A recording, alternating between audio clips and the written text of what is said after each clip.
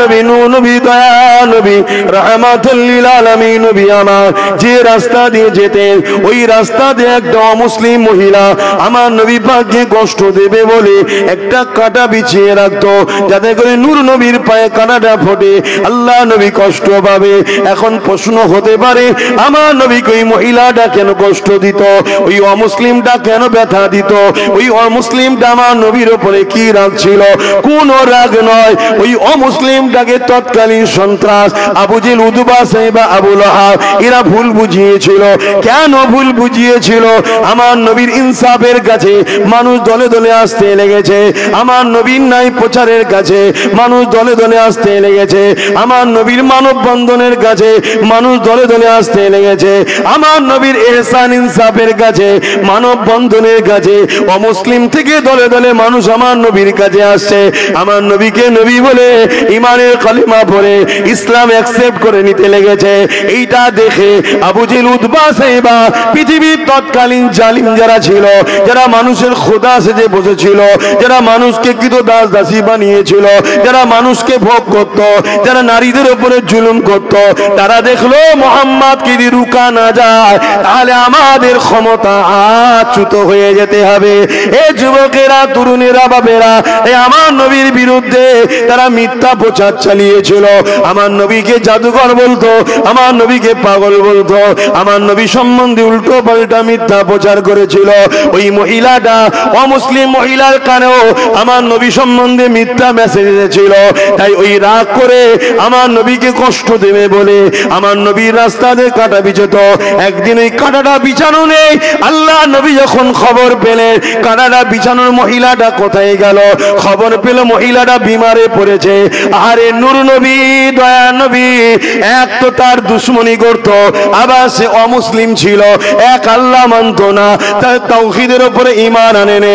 এ যুবকেরা শোনো শোনো, দোজাহানের সুলতান নূর নবী আমার ওই মহিলার বাড়ি চলে গেলে, মহিলাকে গিয়ে মা বলে সম্বোধন করে ডাক দিলে, মহিলা চোখ খুলে বলে, কে রে বাবা এত দয়া বয়া বলে ডাক দিলি?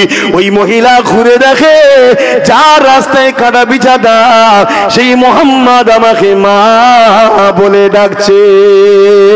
ওই মহিলা আমার রাসূলুল্লাহকে দেখে অবাক হয়ে বলতে লাগলো, কি খবর বাবা, তুমি কি আমায় চেনো? আমি কি করি তুমি জানো? আল্লাহ নবী বললেন, মা ওসব কথা বাদ দেন, আমি সবই জানি মা, তবে মা জানতে চায় আজ শুনলাম আপনি অসুস্থ, কি করে তুমি জানলে বাবা? কেন আপনি আমার রাস্তায় কাটা বিছান? ও তুমি জানো তাহলে? হ্যাঁ মা আমি সবই জানি। তাহলে তুমি আমাকে দেখতে এলে কেন, আমার খোঁজ নিতে এলে কেন? আল্লাহ নবী বলেছিলেন, মা আপনি আমাকে কাটা বিছান কেন? আপনি আমার সম্বন্ধে ভুল মেসেজ পেয়েছেন, আপনি আমার সম্বন্ধে ভুল জেনেছেন, আপনাকে আবু জেহেল ভুল শুনিয়েছে, উতবা ভুল শুনিয়েছে, সাইবা ভুল শুনিয়েছে, তাই আপনি আমার উপরে নারাজ হয়ে তাই আমার উপরে রাগ মিটাতে লেগেছে। কিন্তু মা মনে রাখবে, আমি মুহাম্মদ তামাম আলমের জন্য রাহমাতাল লিল আলামিন হয়ে এসেছি। নবী পাকের কথা শুনে বুড়ি মহিলা চোখের পানি রইল না, সে পানি চোখ দিয়ে জারি হয়ে যায়। আজও বিশ্বজুড়ে সিনেমার মাধ্যমে, মিডিয়ার মাধ্যমে, আবার তথাকথিত একদল সব বেরিয়েছে, চলছে না চলে না? আমার নবী সম্বন্ধে কুৎসা রটাচ্ছে না রটাইনে? কেন লটাচ্ছে শোনেন শোনেন। আজকের আবু জেহেল তারাও চায় না নারী অধিকার পাক, ইসলাম থাকলে নারীর পক্ষে আওয়াজ থাকবে। আজকের আবু জেহেল চায় না গরিব মাথা তুলে বাঁচুক, ইসলাম থাকলে গরিবের পক্ষে কথা হবে। এই তো আমি গরিবের পক্ষে কথা বলছি, আমার কি ইন্টারেস্ট আছে না? আমার ধর্ম এটা, গরিবের পক্ষে দাঁড়ানো ধর্ম। সে মুসলিম হোক আর হিন্দু হোক, খ্রিস্টান, দলিত, আদিবাসী যাই হোক, সবার পক্ষে দাঁড়াতে হবে। এ বিষয়ে একটা হাদিস বলি শুনুন। আমার নূর নবী বসে আছে, এক ইহুদি লোক এসেছে, ইহুদি অন্য ধর্মের মানুষ, যারা মুসা আলাইহিস সালামকে মাননেওয়ালা দাবিদার, কিন্তু আলহামদুলিল্লাহ তাদের থেকে বেশি মুসা নবীকে আমরা মানি। জোরে বলুন। আল্লাহকে ভালোবাসেন, প্যার করেন, তিনি আমাদেরকে সব থেকে সম্মানিত করেছেন। তিনি আমাদেরকে দুটো হাত দিয়েছেন। বান্দারে এই হাত দিয়ে তোরা হালাল ইনকাম করবি। বান্দারে ওরে আমার বান্দিরে এই হাত দিয়ে তোরা ন্যায়ের পক্ষে কাজ করবি। ওরে আমার বান্দা বান্দিরে এই হাত দিয়ে তোরা আমি আল্লাহ আমার কাছে দুআ চাইতে থাকবি।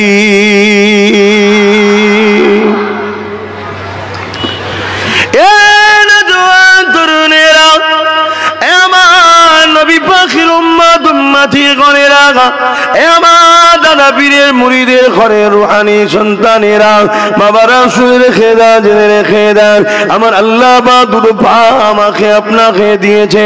বান্দার এই পা দিয়ে হেঁটে হেঁটে তোরা আমার রাস্তাতে চলবি। এই পা দিয়ে হেঁটে হেঁটে কোরআনের মাহফিলে গিয়ে বসবি। এই পা দিয়ে হেঁটে হেঁটে গরিব অসহায়কে দেখতে যাবি। এই পা দিয়ে হেঁটে হেঁটে হালাল রুজি ইনকামের জন্য বেরিয়ে যাবে। ওরে আমার বান্দা বান্দিরে তোরা যখন হালাল রুজির জন্য এই কদম ফেলে ফেলে যাবি, আমি আল্লাহ তোদের প্রত্যেকটা কদমে কদমে নেকি দেব। এ যুবকেরা, তরুণীরা, বাপেরা, এক পদে আল্লাহ তোমাকে আমাকে এত দামি দামি জিনিস দিয়েছে। দুটো হাত দিয়েছে, দুটো পা দিয়েছে, দুটো চোখ দিয়েছে, দুটো কিডনি দিয়েছে, হাড় দিয়েছে, জবানে কথা দিয়েছে। এসব কিছু দিয়ে আল্লাহ একবারও বলেন বান্দা বান্দিরে আমি তোদের উপরে ইহসান করলাম, আমি তোদের উপরে দয়া দেখালাম, একবারও আল্লাহ বলেন। কিন্তু বাড়ির রবিউল আউয়াল সোমবার শবে সাদেকের সময় নূর নবী দয়ার নবীকে পাঠিয়ে আল্লাহ পাক তোমাকে আমাকে জানালো, বিশ্বে মানুষকে জানিয়ে দিল, এ আমার বান্দা বান্দিরে আমি আল্লাহ আমার হাবিবকে পাঠিয়ে তোমাদের উপরে ইহসান দয়া করলাম। আমার আলোচনা বুঝতে পারছেন তো? মাইকের আওয়াজে বুঝতে পারছেন তো নাকি? তাহলে দুটো চোখ দিয়েছে, 26,000 কোটি লেন্স যদি 1 টাকা করে ধরা হয়, 26,000 কোটি টাকা শুধু দুটো চোখে। শুনছেন তো নাকি? 1 টাকায় কি লেন্স পাওয়া যায়? তারপরেও ধরছি দুটো চোখের দাম 26,000 কোটি টাকা। আর কিছু দিতে লাগবে? আল্লাহ আমাদেরকে আরো পতি করেছে, আরো যদি ওপরে কিছু থাকে সেই করেছে। কিন্তু আমরা দেখতে পাচ্ছি এসব কিছু দিয়ে আল্লাহ আমাদের উপরে ইহসান করেছে। বলেননি যে বান্দা তোদের উপর আমি দয়া করলাম, এত কিছু দিলাম, দিয়ে তোদের উপরে দয়া করলাম, আল্লাহ বলেন। কিন্তু বাড়ি রবিউল আউয়াল সোমবার শবে সাদেকের সময় আমার নূর নবী, দয়ার নবী, হায়াতুন নবী, মেরাজওয়ালা নবী, শাফাআতওয়ালা নবী, তিনাকে পাঠিয়ে আমার আল্লাহ বলছেন বান্দারে আমি তোদের উপরে বড় দয়া করলাম। জোরে বলুন সুবহানাল্লাহ। এ থেকে কি বুঝলেন? এ থেকে কি বুঝলেন? আমাদের চোখের থেকেও দামি নূর নবী, আমাদের জিন্দেগির থেকেও দামি নূর নবী। তাই এগুলো দিয়ে আল্লাহ বলেন ইহসান করেছি। মুস্তাফা জানের রহমতকে দিয়ে বলছেন ইহসান করেছি। যিনি আখেরি মেসেঞ্জার, আখেরি আওতার, আখেরি প্রফেট, আখেরি রসুল হযরত মুহাম্মদ সাল্লাল্লাহু আলাইহি ওয়াসাল্লাম, তিনি এসেছিলেন বারি রবিউল আউয়ালে। বাপেরা কেন এসেছিলেন শোনেন। এই পৃথিবীর শ্রেষ্ঠ মানুষগুলো আজ থেকে 2000 বছর আগে ঈসা আলাইহিস সালাম বলে একটা নবী এসেছিলেন। জিনাদের ঘরে খ্রিস্টান ভাইরা বলে আমরা ঈসা নবীর মাননেওয়ালা। কারা? খ্রিস্টান ভাইরা বলে আমরা ঈসা নবীর মাননেওয়ালা। কিন্তু আলহামদুলিল্লাহ ঈসা নবীকে তাদের থেকে বেশি আমরা মানি। বলুন সুবহানাল্লাহ।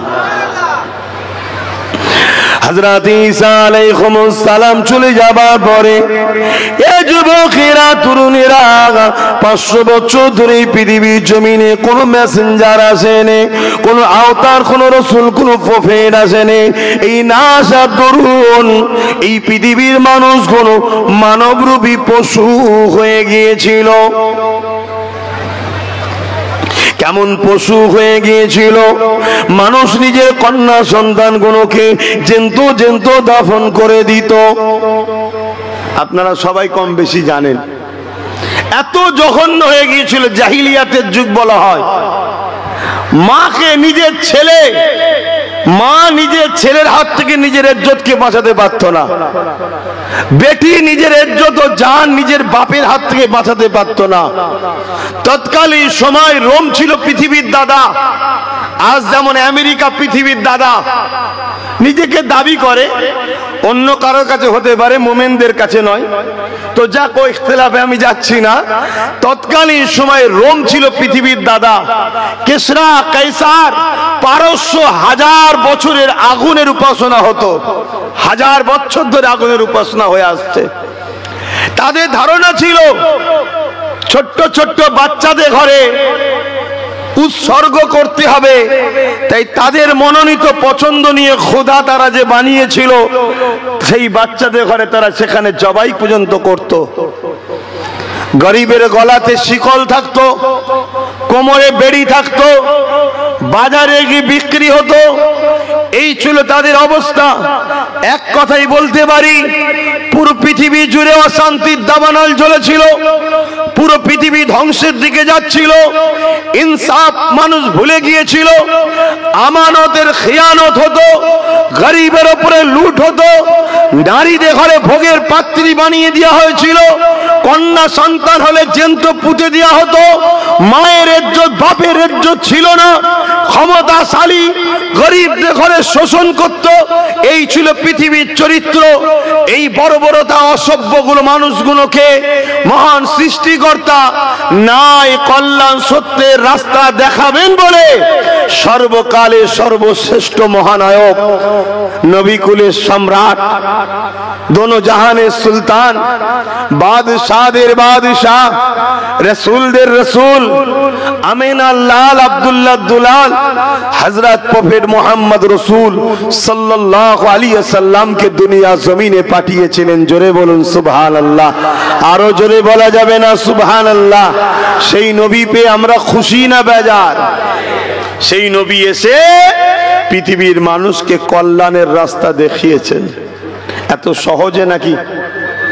আপনাদের এই কি জায়গা জানো, চণ্ডীপুর ফুটবল মাঠ বা এই এলাকা, এই যে দাড়ি টুপি, এই যে ইসলাম, এই যে নাই সত্য দেখছেন, এটা কি এত সহজে এসছে মনে হয়? আজকে কারো ঘরে কন্যা সন্তান হলে ওই বাপ বলে আমার মা হয়েছে, আদর করে, চুমা দেয়। অথচ 1500 বছর পিছিয়ে যাও, কন্যাগুলোকে জ্যান্ত পুঁতা হচ্ছিল। আল্লাহ নবী বলেছিল, বিশ্বের মানুষ, এ আবু জেহেল, উতবা, সাইবা, তখন তারা নেতৃত্ব দিত। তোমরা কন্যাগুলোকে কেন হত্যা করছো? ওদেরও তো বাঁচার অধিকার রয়েছে। ওদের কি অপরাধ? ওরা কন্যা হয়ে এসেছে, সৃষ্টিকর্তা তোদের ঘরে কন্যা বানিয়েছে, এতে তো ওদের কোনো অপরাধ নাই, ওদের কোনো ক্ষমতাও নাই। তোমাকে পুরুষ বানিয়েছে, ওকে কন্যা বানিয়েছে, এদেরকে বাঁচার অধিকার দাও, এদেরকে বাঁচতে দাও। আবু জেহেল, উতবা, সাইবা বলেছিল না, নারীদের কোনো বাঁচার অধিকার নেই, নারী অশুভ, নারী বাবার মাথাকে হ্যাট করে দেয়, নারীর বাঁচার অধিকার নাই। নূর নবী জবান খুলে বলতে লাগলে, শোনো, তোমাদের এই কাল্পনিক বিশ্বাস, তোমাদের এই মিথ্যা ধারণা খণ্ডন করার জন্যই মহান সৃষ্টিকর্তা আমাকে পাঠিয়েছে। আমি মুহাম্মদ প্রফেট হিসাবে জানাচ্ছি, কারো ঘরে যদি প্রথম কন্যা সন্তান হয়, এর মানে হলো ওই কন্যার বাবাকে মহান সৃষ্টিকর্তা জান্নাতের পয়গম সুসংবাদ দিল। জোরে বলুন সুবহানাল্লাহ। আরো জোরে বলুন সুবহানাল্লাহ। নারীর মর্যাদা ছিল না বাপ। আজ বিশ্ব জুড়ে নারী স্বাধীনতার নামে, নারীর অধিকারের নামে বিশ্ব জুড়ে আজ ভদ্র লেবাস দিয়ে একদল আবার নারী শোষণকারী রাক্ষস পৃথিবী জুড়ে মাথা চাড়া দিয়েছে।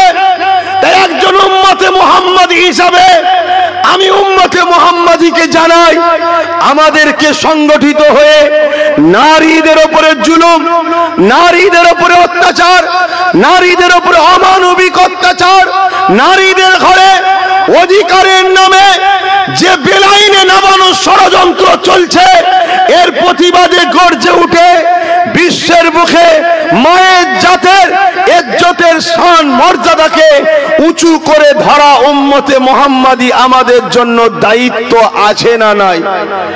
আওয়াজ দিয়ে বলুন, আছে না নাই? তবেই তো উম্মত। আমরা মনে করি নামাজ শুধু ইসলাম না, নামাজ পড়ে নারীর অধিকার দিও আগে।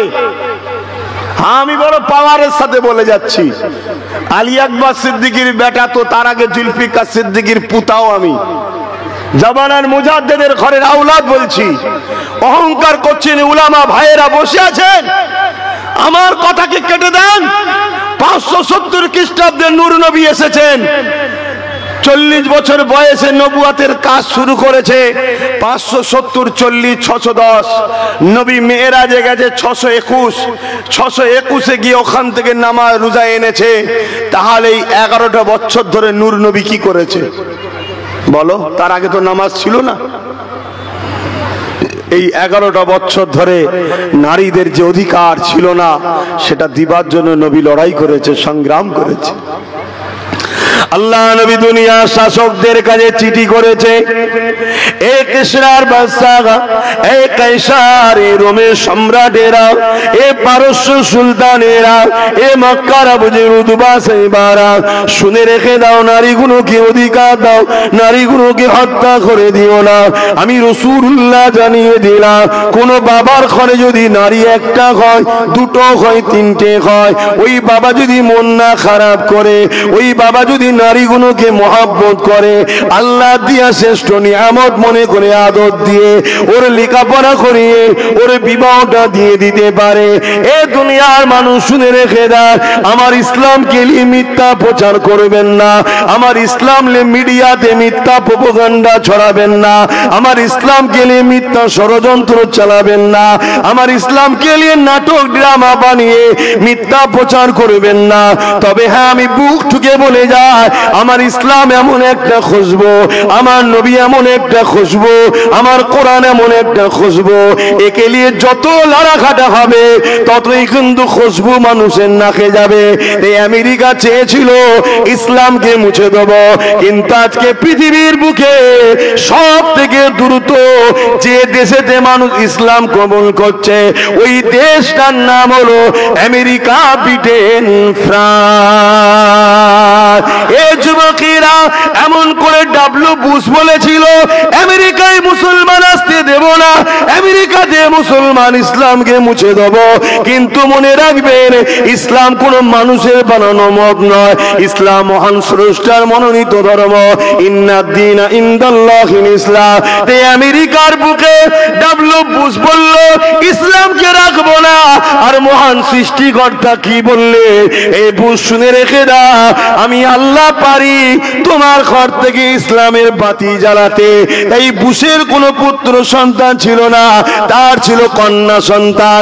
ওই কন্যা সন্তানকে মহান সৃষ্টিকর্তা ইমানের কলেমা পড়িয়ে দিয়ে কোরআনের হাফেজা বানিয়ে দিয়েছে। আরো জোরে বলুন সুবহান।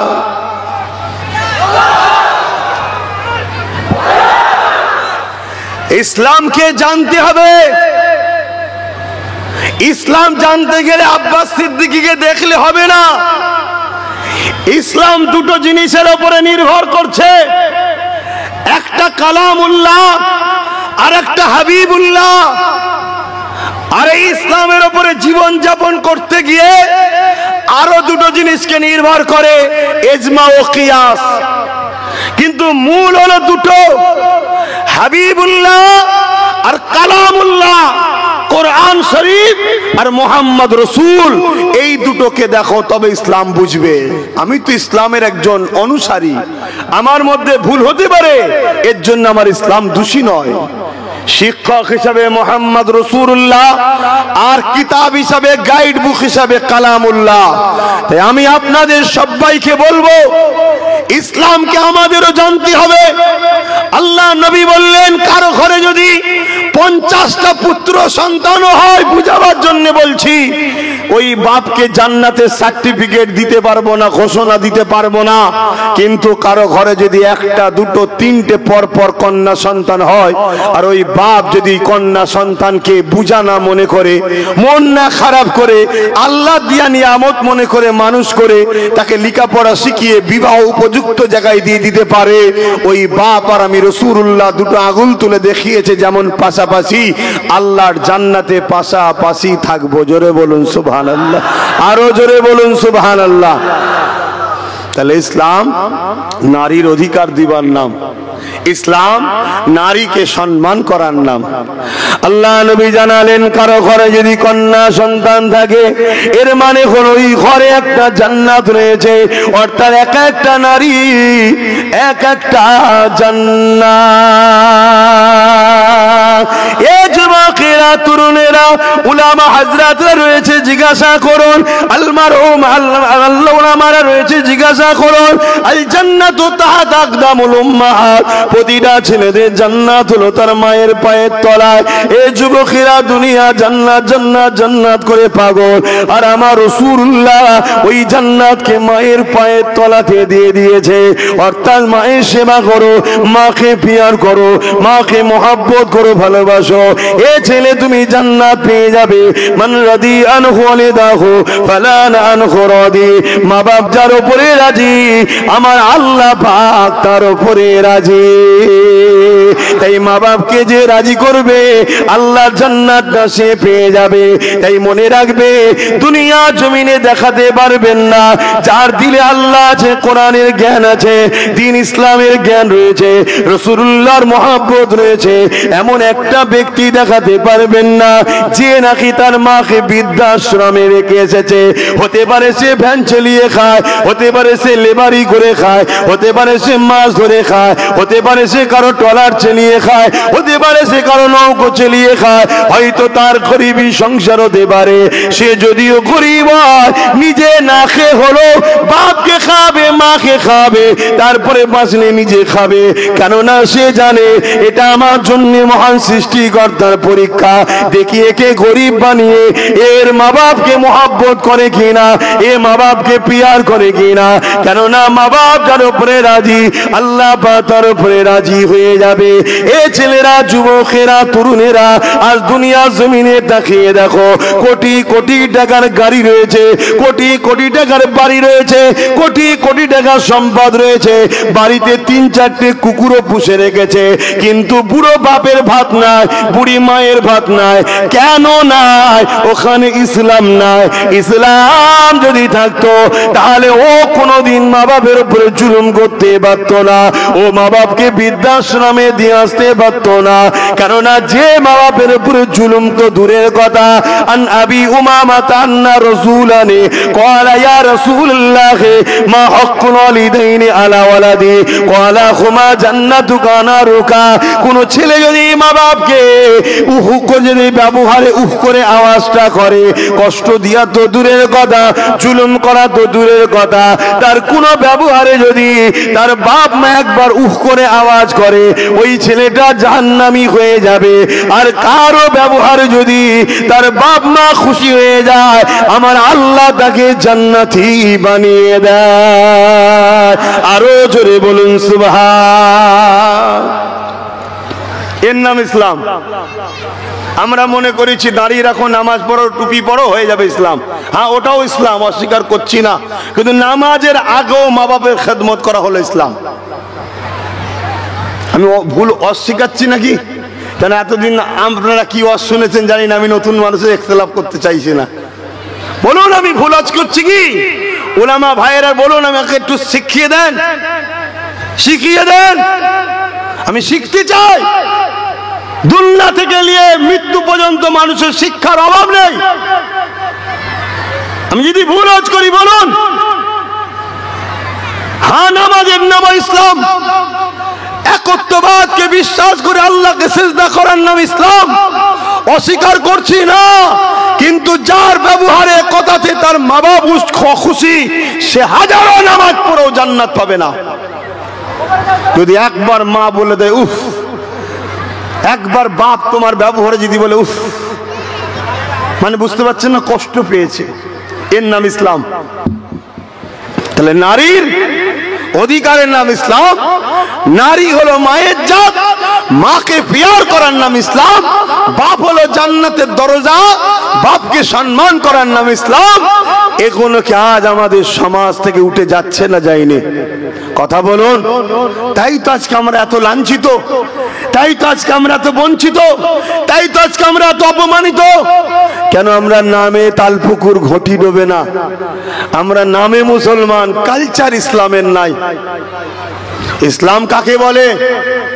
আপনি রাত্রিতে রান্না করছেন, আপনার পাশের বাড়ি একটা গরিব আছে, আপনি গোস্ত রান্না করছেন বা চিকেন রান্না করছেন বা ভালো মন্দ কিছু করছেন, আপনার পাশের বাড়ি একটা গরিব আছে, ইসলাম বলছে তরকারিতে একটু পানি বেশি দাও, পাশের বাড়ি গরিবকে এক বাটি দিয়ে আসো, এর নাম ইসলাম। জোরে বলুন সুবহানাল্লাহ।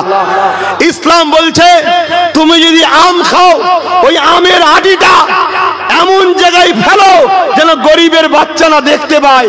কেন? গরিবের বাচ্চা গিয়ে তার মাকে বলবে মা আমি আম খাবো, সে গরিব হয়তো কিনে দিতে পারবে না, বাচ্চার কষ্ট দেখে মায়ের চোখে পানি আসবে বা মার বকবে বাচ্চাকে। ইসলাম বলছে তুমি লুকিয়ে ফেলো যেন ওই গরিবটা কষ্ট না পায়, এর নাম ইসলাম। ইসলাম কাকে বলে? তুমি রাস্তা দিয়ে যাচ্ছ, রাস্তায় একটা মানুষের যাতায়াতের অসুবিধায়ক কিছু পাথর হোক, কাঁটা হোক বা নোংরা পড়ে আছে, মানুষের যাতায়াতের অসুবিধে হবে, ওটাকে সরিয়ে দিয়ে ওই রাস্তাকে পরিষ্কার করে দাও, এর নাম ইসলাম। কি গো, অজে অসুবিধে হচ্ছে নাকি? কেন? প্রথমবার এসেছি, আর কি শুনতে চাইছেন আপনারাই ভালো জানেন, কিন্তু আমি ইসলাম বলছি তো নাকি? আমি তো অন্য বিষয়ে কথা বলছি না। হায় হায় হায় হায়, আজকে আমাদের কাছে ইসলাম কই? ইসলাম কাকে বলে শোনেন। আল্লাহ নবী, নূহ নবী, দয়া নবী, রাহমাতুল লিল আলামিন নবী আমার যে রাস্তা দিয়ে যেতেন, ওই রাস্তা দিয়ে একটা অমুসলিম মহিলা আমার নবী পাককে কষ্ট দেবে বলে একটা কাঁটা বিছিয়ে রাখতো, যাতে করে নূর নবীর পায়ে কাঁটাটা ফোটে, আল্লাহ নবী কষ্ট পাবে। এখন প্রশ্ন হতে পারে আমার নবীকে ওই মহিলাটা কেন কষ্ট দিত, ওই অমুসলিমটা কেন ব্যথা দিত, ওই অমুসলিমটা আমার নবীর উপরে কি রাগ ছিল? কোন রাগ নয়, ওই অমুসলিমটাকে তৎকালীন সন্ত্রাস আবু জেহেল, উতবা, সাইবা, আবু লাহাব এরা ভুল বুঝিয়েছিল। কেন ভুল বুঝিয়েছিল? আমার নবীর ইনসাফের কাছে মানুষ দলে দলে আসতে লেগেছে, আমার নবীর নাই প্রচারের কাছে মানুষ দলে দলে আসতে লেগেছে, আমার নবীর মানব বন্ধনের কাছে মানুষ দলে দলে আসতে লেগেছে, আমার নবীর ইহসান ইনসাফের কাছে মানব বন্ধনের কাছে অমুসলিম থেকে দলে দলে মানুষ আমার নবীর কাছে আসছে।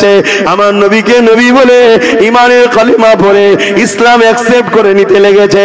এইটা দেখে আবু জেহেল, উতবা, সাইবা পৃথিবীর তৎকালীন জালিম যারা ছিল, যারা মানুষের খোদা সেজে বসেছিল, যারা মানুষকে কৃত দাস দাসী বানিয়েছিল, যারা মানুষকে ভোগ করত, যারা নারীদের উপরে জুলুম করত, তারা দেখলো মুহাম্মদকে যদি রুকা না যায় তাহলে আমাদের ক্ষমতা আচ্যুত হয়ে যেতে হবে। এ যুবকেরা, তরুণেরা, বাবেরা, আমার নবীর বিরুদ্ধে তারা মিথ্যা প্রচার চালিয়েছিল। আমার নবীকে জাদুকর বলতো, আমার নবীকে পাগল বলতো, আমার নবী সম্বন্ধে উল্টো পাল্টা মিথ্যা প্রচার করেছিল। ওই মহিলাটা, অমুসলিম মহিলার কানেও আমার নবী সম্বন্ধে মিথ্যা মেসেজ এসেছিল। তাই ওই রাগ করে আমার নবীকে কষ্ট দেবে বলে আমার নবীর রাস্তাতে কাঁটা বিছত।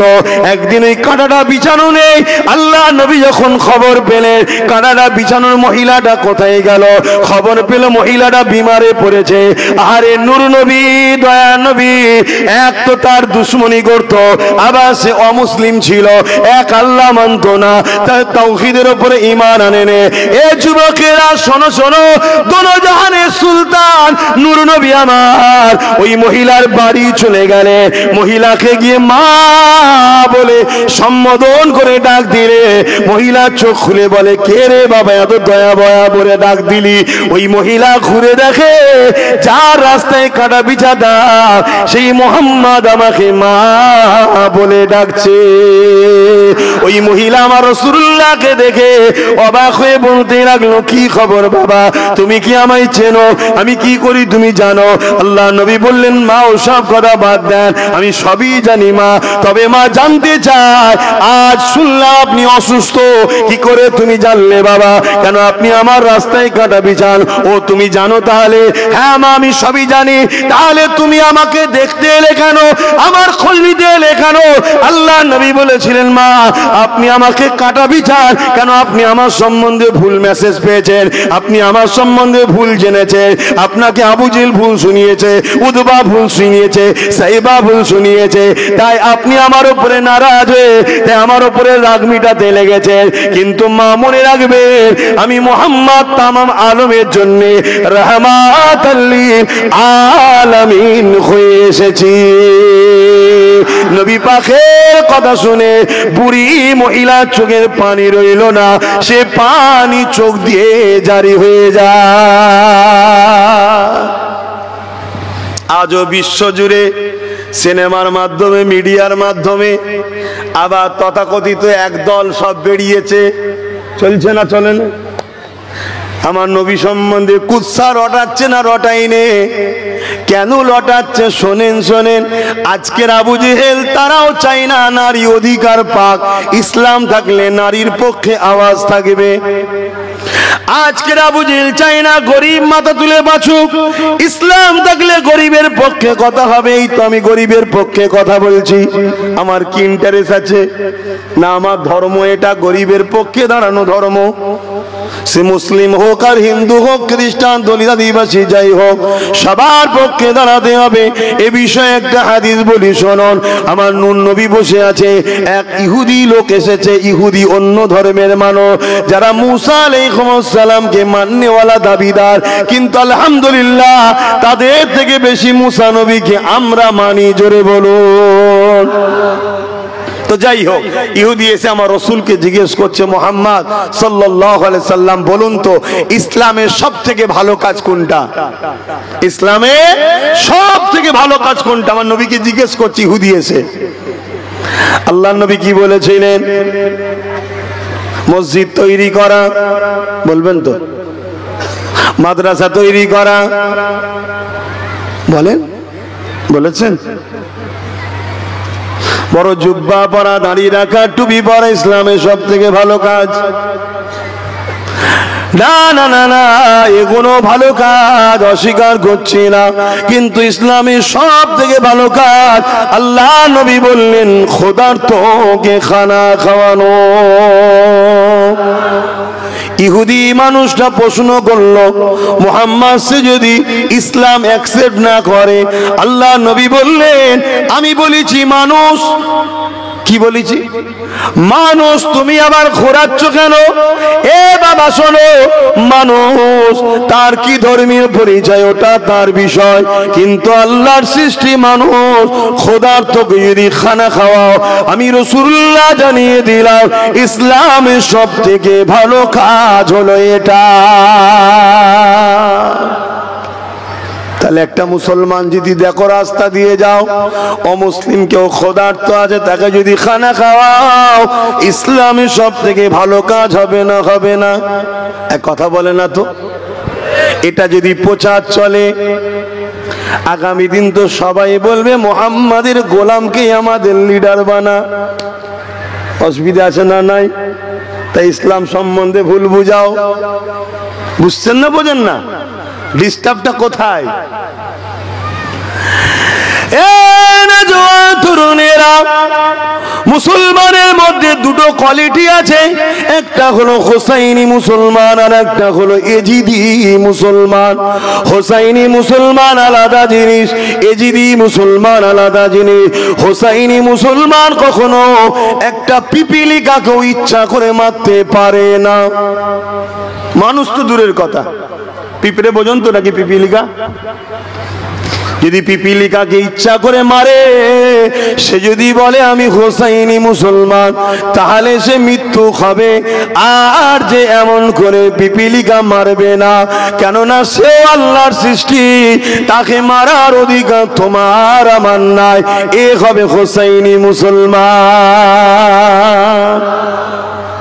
আমি কি বুঝাচ্ছি, আপনারা বুঝছেন তো নাকি?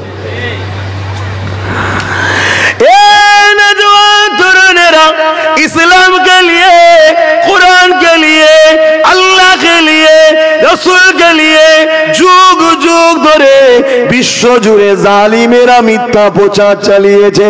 কেননা তারা দুনিয়ার মানুষকে গোলাম বানিয়ে রাখতে চায়।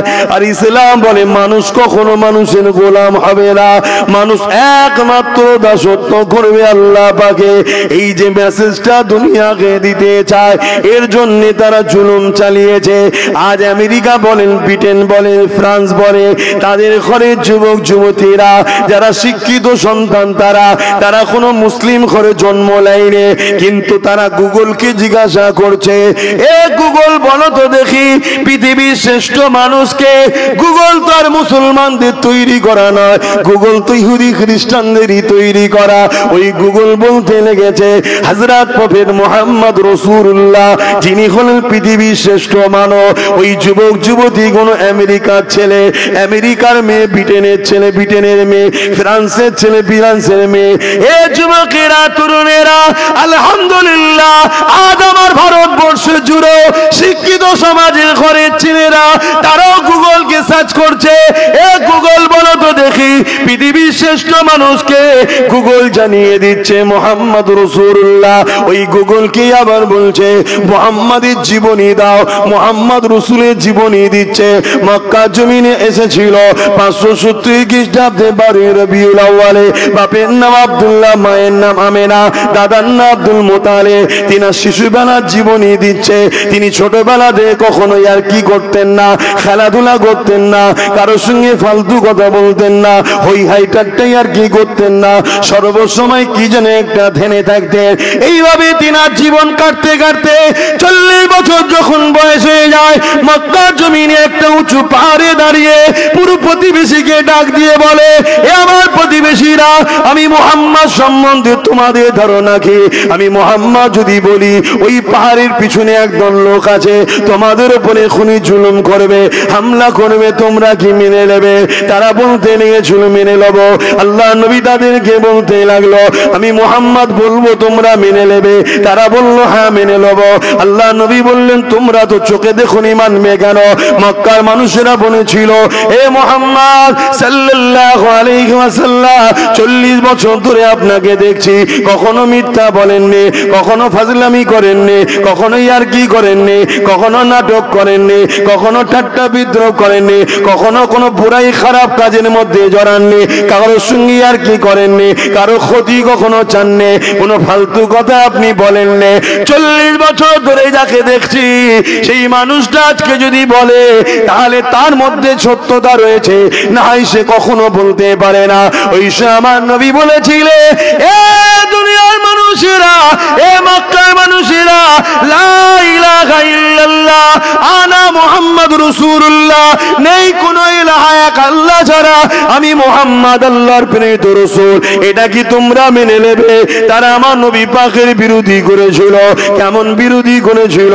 আল্লাহ নবীকে এমন করে রক্তাক্ত করে দিয়েছিল, আল্লাহ নবীর উপরে জুলুম করেছিল। কিছুক্ষণ আগেই যারা বলল মুহাম্মদ তুমি আল আমিন চির সত্যবাদী, তারা জুলুম করতে লেগেছে।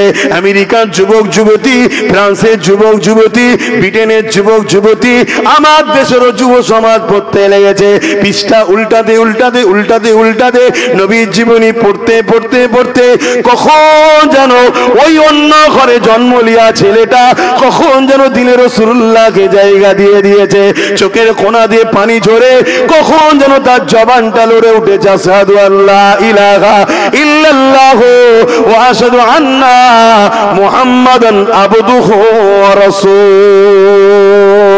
আরো জোরে বলুন সুবহান। পৃথিবী দেখছে যদি মুহাম্মাদের দিকে সবাই চলে যায় তাহলে আমেরিকায় প্রতি সেকেন্ডে একটা ধর্ষণ হয়, প্রতি মিনিটে একটা নারী খুন হয়, এটা বন্ধ হবে না? হবে না? কথা বলছে না তো।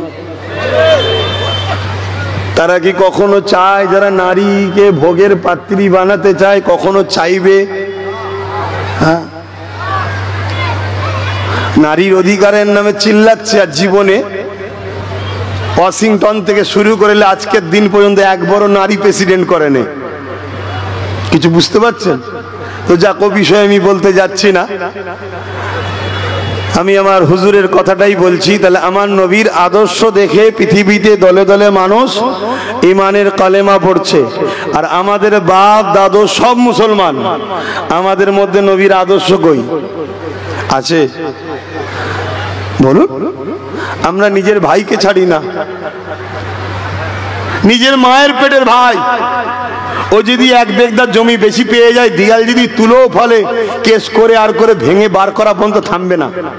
দরকার হয় ওকে মেরে দিতে হয়, মেরেও দেবে। কি গো, সমাজে ঘটছে না ঘটে না? এই আমার কথা বলা ভুল হচ্ছে? কত মানুষের রাত্রিরে ঘর বাড়ি লুট হচ্ছে, কত জমি জায়গা লুট হচ্ছে, মানুষের ফিশারি লুট হচ্ছে। এদের মধ্যে কিছু মুসলিম নামধারী আছে না নাই চুরি করার মধ্যে? তারাও তো বলছে মুসলমান। এর নাম কি ইসলাম? কথা বলে না তো। এর নাম কি ইসলাম? তাহলে অন্যায় আমরা করব, আল্লাহ শাস্তি দেবে না? দেবে না? হ্যাঁ, শাস্তি শুরু হয়েছে, শাস্তি শুরু হয়েছে, জানেন না? শাস্তি শুরু হয়েছে। দরুদ শরীফ আল্লাহুম্মা সাল্লি আলা সাইয়্যিদিনা মাওলানা মুহাম্মদ ওয়া আলা আলিহি।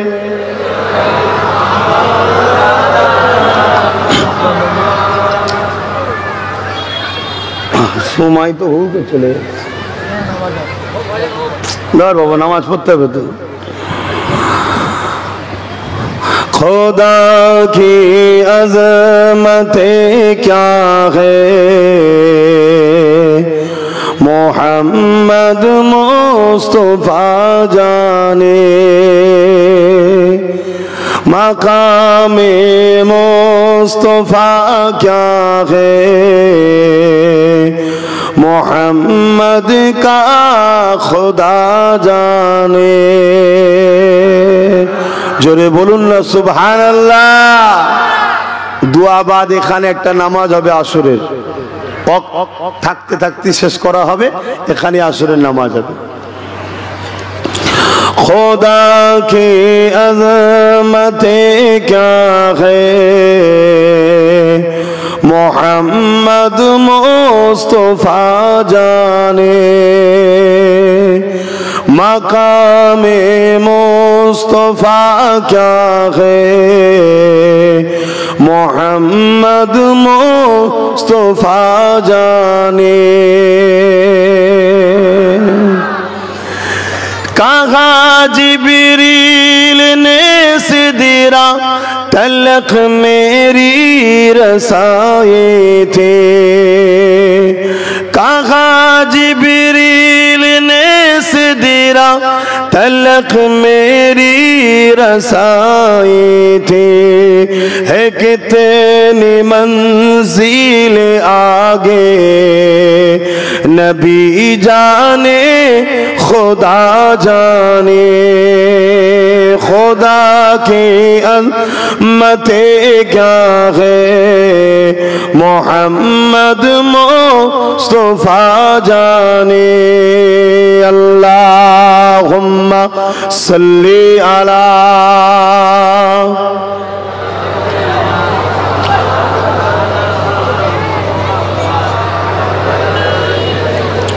जोरे जोरे पढ़ेन আমার আব্বা জানেরা ভাইরা আমার নবীর আখলাক চরিত্র দেখুন ওইভাবে জীবন গড়ুন আল্লাহ বা কোরআনের মধ্যে জানিয়েছেন লাকাদ কানা লাকুম ফি রাসূলিল্লাহি উসওয়াতুন হাসানা এ দুনিয়ার মানুষেরা তোমার আমার জন্য সমস্ত মানুষের জন্য আল্লাহ আমার নূর নবীকে মডেল বানিয়েছে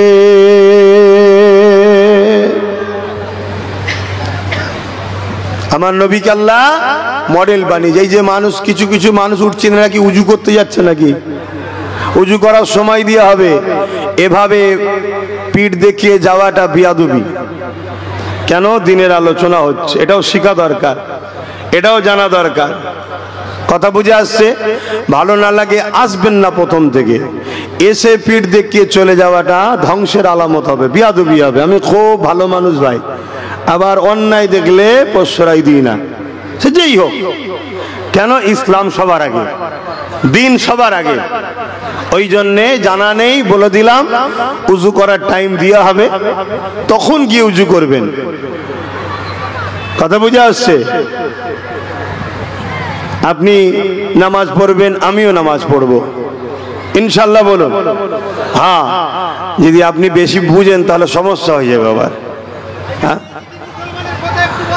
আপনি যদি বেশি বুঝে যান তাহলে সমস্যা হয়ে যাবে এজন্যে আপনাকে বুঝতে হবে হ্যাঁ দাঁড়াও তাহলে আমার রসুলকে আল্লাহ কি করেছেন মডেল করেছেন তাই তো নাকি তাহলে আমরা যদি ইসলামের অনুসারী হই ফলো কাকে করব কথা বলছো না তো কথা বলবেন তো রসুলকে ফলো করব কাকে কেন আল্লাহ আমাদের সৃষ্টিকর্তা মুহাম্মদ রসুলকে মডেল বানিয়েছে তাই তো নাকি কথা বলে কোন পীর সাহেব মডেল নয় কোন পীরজাদা মডেল নয় কোন মুফতি মডেল নয় কোন বক্তা কোন আলেম কোন উলামা মডেল নয় মডেল হলো মুহাম্মদ রসুল উসওয়াতুন মা'আনা মডেল মুহাম্মদ রসুল জোরে বলুন সুবহানাল্লাহ তাহলে কি আলেম মানবেন না মানতে হবে ওয়ারাসাতুল আম্বিয়া মুর্শিদ মানবেন না আলেমই যে মুর্শিদ সে কোন ভাষায় আলেম বলা হয় কোন জায়গায় মুর্শিদ বলা হয় কোন জায়গায় শায়েখ বলা হয় বিভিন্ন ভাষায় ডাকা হয় অর্থাৎ যারা তোমাকে আমাকে কোরআন সুন্নাহর আলোকে আল্লাহ ও রাসূল চিনায় তাদেরকেই তো বলা হয় মুর্শিদ জোরে বলুন সুবহানাল্লাহ তাদেরকেই তো বলা হয় আলেম আল ইলমু ইলমান আলেম দুই ধরনের একটা জাহিরি অপরটা বাতিনি এই দুই ইলম মানতে হবে কিন্তু মডেল কে মুহাম্মদুর রাসূল সাল্লাল্লাহু আলাইহি সাল্লাম আজকে পৃথিবীর জমিনে যেদিকেই তাকাবেন এ যুবকেরা তরুণীরা বাপেরা আজ তোমার আমার উপরে জুলুমে অত্যাচার হতে লেগেছে এর কারণ যারা জুলুম করছে তারা তো দোষী অবশ্যই কিন্তু তোমার আমার পাওনাও এটা বটে তোমার আমার পাওনাও তো এটা কেন আমি বললাম প্রথমেই বললাম না নামে তালপুকুর ঘটি ডোবে না আমরা নামে মুসলমান তাই তো পাওনা এটা আল্লাহই তো বলেছে যখন তোরা আমাকে আর আমার রসুলকে ভুলে যাবি কোরআন খোলো না আমি তোদের উপরে জালিম শাসক বসাবো তার দ্বারা তোদেরকে শেষ করব আজকে সেটা ঘটছে দুনিয়া জুড়ে হচ্ছে তরুণেরা আমার নবী পাকের প্রেমিকেরা আসল পরিবর্তন হয়ে যান পৃথিবী যতই চেষ্টা করুক না কেন মনে রাখবেন হালাকু খান চেষ্টা করেছিল চিঙ্গিস খান চেষ্টা করেছিল বুশো চেষ্টা করেছিল হতভাগা আকবর চেষ্টা করেছিল যুগে যুগে এইভাবে অনেক জালিম চেষ্টা করেছে সবাইকে আল্লাহ মিটিয়ে দিয়েছে তোমাকে আমাকে পৃথিবীর জমিনে আজকের তারিখে 250 কোটি রেখেছে এ যুবকেরা, তরুণেরা, কিন্তু তোমাকে আমাকে নিয়তটা তো ঠিক করতে হবে। তোমার আমার মডেল যখন আল্লাহ নূর নবীকে করেছে, তুমি যা করবে নবীকে দেখো, নামাজ পড়বে নবীকে দেখো, রোজা রাখবে নবীকে দেখো, হজ করবে নবীকে দেখো, যাকাত দেবে নবীকে দেখো। এক কথাই নবী তোমার আমার মডেল। তুমি যদি দিনকে মানো, মন দিয়ে শুনে রেখে দাও, তোমার ধর্ম নীতি হবে মুহাম্মদ রাসূলকে দেখে, তোমার সমাজ নীতি হবে মুহাম্মদ রাসূলকে দেখে, তোমার অর্থনীতি হবে মুহাম্মদ রাসূলকে দেখে, তোমার রাজনীতিটাও হবে মুহাম্মদ রাসূলকে দেখে। কেন পৃথিবীর জমিনে তুমি ধর্ম নেতা যদি বলো মুহাম্মদ রাসূলের জোড়া নাই, রাজনীতি যদি বলো মুহাম্মদ রাসূলের জোড়া নাই, অর্থনীতিতে যদি বলো মুহাম্মদ রাসূলের জোড়া নাই, তুমি যেদিকেই যাবে মুহাম্মদ রাসূল হলো টপ নাম্বার 1। তাই আল্লাহ আমার নবীকে মডেল বানিয়েছে। তুমি যাই করো না কেন রাসূলকে দেখো। আমার নবী মুসলমানের সঙ্গে কিভাবে সম্পর্ক, অমুসলিমের সঙ্গে কিভাবে সম্প্রীতি, মানব বন্ধু সম্পর্ক আল্লাহ নবী সবটা শিখিয়েছে। এ যুবকেরা, তরুণেরা, এ আমার নবী পাকের প্রেমিকেরা, আমার নবী পাকের একজন ছাত্র হযরত ওমর ফারুক রাদিয়াল্লাহু তাআলা, তিনি এমন করে দেখা যায় এমন সময়তে রাত্রিতে ছদ্মবেশে বেরিয়ে পড়েছে। কারণ অর্ধেক পৃথিবীর খলিফা তিনি ঘুরে ঘুরে দেখতে লেগেছে আমার প্রজাদের অবস্থাটা কি, আমার প্রজারা কি হালে রয়েছে। এই ঘুরে দেখতে দেখতে দেখতে দেখতে দূর এক জায়গাতে চলে গেল। সেখানে যাওয়ার পরে দেখে গভীর রাত্রির একটা বাটি জ্বলতে লেগেছে আর দুটো বাচ্চা কাঁদতে লেগেছে। হযরত ফারুক আজম কান পাতলে, ওই কান পাতার পরে দেখতে লেগেছে বাচ্চা দুটো খোদা জ্বালায় কাঁদতে লেগেছে।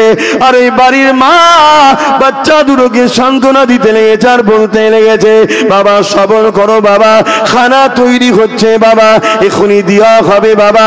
এমন করে দেখতে লেগেছে পাত্রে কোনো খাবারই নাই, পানি বসিয়ে চুলাতে ধরিয়ে রেখেছে, বাচ্চাকে সান্ত্বনা দিতে লেগেছে। এ যুবকেরা, হযরত ওমর ফারুক এই দৃশ্য দেখে তিনি বাইতুল মাল চলে এলেন, অর্থাৎ যেখানে খাদ্য ভান্ডার রয়েছে সেই জায়গা থেকে খাবারটা নিয়ে গিয়ে হযরত ওমর ফারুক এমন করে সেই লোকটাকে দিয়ে যাচ্ছে। হুজুরের সঙ্গে একজন সাথী ছিলেন, তিনি বলতে লেগেছে, এ আমিরুল মুমিনিন, এ খলিফাতুল মুসলিমিন, এ হযরত ওমর ফারুক, আপনি আপনার কেন বোঝাটা বয়ে নিচ্ছে? ওই খাদ্যর বোঝাটা আপনি আমার পিঠে দিন, আমি নিয়ে যাব সাথে করে। হযরত ওমর ফারুক বলেছিলেন, এরা আমার অধীনস্থ রয়েছে, আমি এদের শাহিনশাহ, আমি এদের সুলতান, আমি এদের খলিফা, রাজ সিংহাসন আমার জন্য আল্লাহ দিয়েছে। যদি আমার পূজা খোদার থাকে, কিয়ামতের দিন আমাকে আল্লাহ ধরবে। আজ তুমি খাদ্যের বোঝা নিয়ে যাবে বলছো, সেদিনকে আমার গুনার বোঝাটা নেবে। হযরত ওমর ফারুক রাদিয়াল্লাহু তাআলা আনকে জিজ্ঞাসা করো, এই ওমর, প্রজাদের উপরে ইনসাফি করা, এই দরদ দেখানো, এটা কার থেকে শিখলে? হযরত উসমান ফারুক বলে, এটা আমার নূর নবী শিখিয়েছে। আরো জোরে বলুন সুবহান আল্লাহ। যেটাই নেবেন আমার রসুল থেকে লিন, কল্যাণ পাবেন। নবী ছাড়া যাকেই মডেল বানাবেন ঠকতে হবে বাপ। আমি বলছি না যে আমি তোমাদের মডেল, না, আসো আমার নূর নবীকে ধরো, নবীকে ধরো। এবার নবী বলেছে, যারা আমার পক্ষে তোরা তাদের পক্ষে থাকবি। আল্লাহ নবী জানাচ্ছেন, আল উলামা ওয়ারাসাতুল আমবিয়া, আলেমে হাক্কানীরা হলো আমার ওয়ারিস। আলেমে হাক্কানী কারা? যারা মুখ খুলে রাসূলুল্লাহর জন্য, আল্লাহর জন্য, তারা। জোরে বলুন সুবহানাল্লাহ। কথা মাথায় ঢুকছে? যারা নাইকে নাই বলে, অন্যায়কে অন্যায় বলে, তারাই তো আলেমে হাক্কানী। যারা অত্যাচারী শাসকের চোখে চোখ রেখে কথা বলবে, তারাই তো আলেমে হাক্কানী। যারা গরিবের পক্ষে দাঁড়িয়ে, বিধবার পক্ষে দাঁড়িয়ে, এতিমের পক্ষে দাঁড়িয়ে, রাষ্ট্রের পক্ষে দাঁড়িয়ে, মুসলিমের পক্ষে দাঁড়িয়ে অত্যাচারীর বিরুদ্ধে লড়বে, তাদেরকেই বলা হয় আলেমে হাক্কানি। তাহাজ্জুদ পড়লে শুধু হয় না, কোরআন তেলাওয়াত করতে জানলে শুধু হয় না, আল্লাহর মখলুককে যে বাঁচাবার চেষ্টা করে, গরিবকে যে বাঁচাবার চেষ্টা করে, তারাই তো আলেমে হাক্কানি। জোরে বলুন সুবহানাল্লাহ, আর জোরে বলুন সুবহানাল্লাহ। ভাইরা আমার, ভাইরা আমার, মন দিয়ে শুনুন। আজ আমাদের ঘরে ইসলাম থেকে অনেক দূরে সরিয়ে দেওয়া হয়েছে। কেন সরিয়ে দেওয়া হয়েছে? ইসলাম যদি থাকে এক গরিবের নামাজি যথেষ্ট। কথা কিছু বুঝলেন না? বুঝলেন না? ইসলাম যদি থাকে এক মুজাদ্দিদ আল-পেসানি যথেষ্ট। আপনারা জানেন না, ভারতবর্ষের জমিনে হতভাগা আকবর বলে এক শাসক ছিল, কোরআনকে মিটাবার জন্য দ্বীনে ইলাহি বার করেছিল। ওই দ্বীনে ইলাহি বার করে সে নিজের পক্ষে অনেক মুফতি মাওলানা বক্তাকে খারিদ করে নিয়েছিল। তাকে বেতনভুক্ত করে, তাদেরকে ভাতা দিয়ে, তাদেরকে মাইনে দিয়ে, তাদেরকে অর্থ দিয়ে সাধারণ মুসলমানের কাছে ওই আলেম উলামাকে পাঠিয়ে শুধু আকবরের বিরুদ্ধে না গর্জে ওঠে, আকবরের ভুল হলো এই উলামা দ্বারা সংশোধন করিয়ে দেব। এই উলামারা মুসলমানকে যে বুঝাতো না ও সব ঠিক আছে, ও সব ঠিক আছে, এভাবে বেতনভুক্ত করে রেখেছিল। আকবর একদিন ধরা পড়লো। কিভাবে ধরা পড়লো? হযরতে মুজাদ্দিদ আল-পেসানি একদিন আকবরের বিরুদ্ধে মুবাহিলার বাহাসের ডাক দিলেন, চ্যালেঞ্জের লড়াইয়ের ডাক দিলেন। সেই ডাকেতে হতভাগা আকবরের পক্ষে মিলিটারি রয়েছে, ফোর্স রয়েছে, সেনা রয়েছে। আর এই সব দেখে দুনিয়াদার মুফতি, দুনিয়াদার মাওলানা, দুনিয়াদার বক্তা, দুনিয়াদার আলেম সব আকবরের পাশে দাঁড়িয়েছে। কেন? আকবরের পাশে না গেলে জেল হবে, আকবরের পাশে না গেলে ভাতা মাইনে বন্ধ হবে, আকবরের পাশে না গেলে গুলি খেতে হবে, আকবরের পাশে না গেলে মিলিটারি পুলিশদের মেরে দেবে, জুলুম করবে। কিন্তু মুজাদ্দিদ আল-পেসানি দাঁড়িয়ে রয়ে গেল আকবরের বিরুদ্ধে লড়াইয়ের জন্য। মুজাদ্দিদ আল-পেসানির পাশে সামান্য কিছু গুটি কতক আলেম উলামা দাঁড়িয়েছিল। এ যুবক, ইতিহাস শুনে রাখো।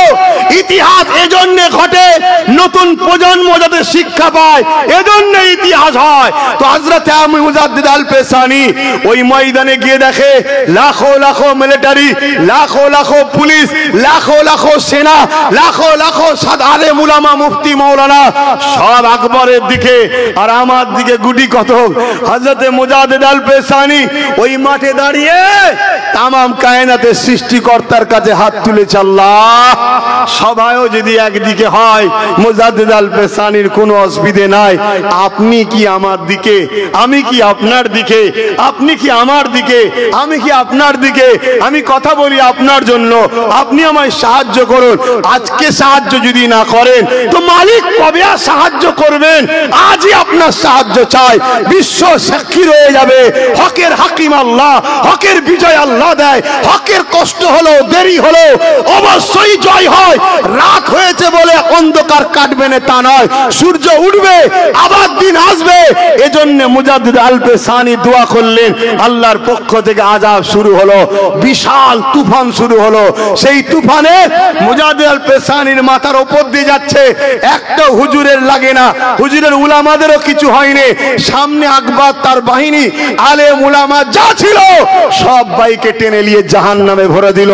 মুজাদ্দিদ আল-পেসানিকে আল্লাহ বিজয় দিলেন। জোরে বলুন সুবহানাল্লাহ, আরো জোরে বলুন সুবহানাল্লাহ, আরো চিৎকার দেন আল্লাহু আকবার।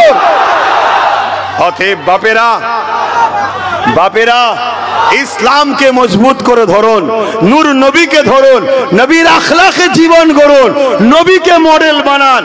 আজ আমরা ঠকে যাচ্ছি কেন জানেন? বললে আপনাদের হয়তো অনেকে আম মানুষ মনে কষ্ট পাবেন, কিন্তু হাকিকাতটা জানেন। আমার রাসূল বলেছেন আলেম দুই ধরনের, একটা খায়রুল উলামা, একটা শাররুল উলামা। একটা ভালো আলেম, একটা খারাপ আলেম। ভালো উলামা যারা কল্যাণ নিয়ে আসে, খারাপ উলামা যারা জাতির জন্য অভিশাপ হয়।